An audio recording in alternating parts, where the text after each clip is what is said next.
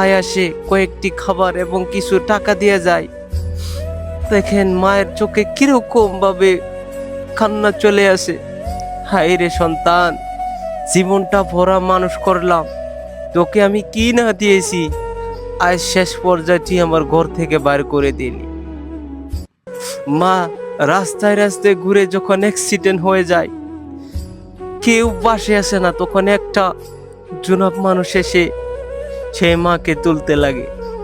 হাইরের কপাল পোড়া সন্তান, আল্লাহর কাছে কি জবাব দিবি তুই? কেন মাকে তুই ঘর থেকে তাড়িয়ে দিলি? মা রাস্তায় রাস্তায় ঘুরে না খেতে পেয়ে অজ্ঞান হয়ে পড়ে গেল রাস্তার মাঝে। একটা জন দেখেন কত মানুষ এসে কান্না করতেছে, চারদিকে শুধু মানুষ আর মানুষ। আরে আল্লাহর বান্দা, যদি আল্লাহ নারাজ হয়ে যায়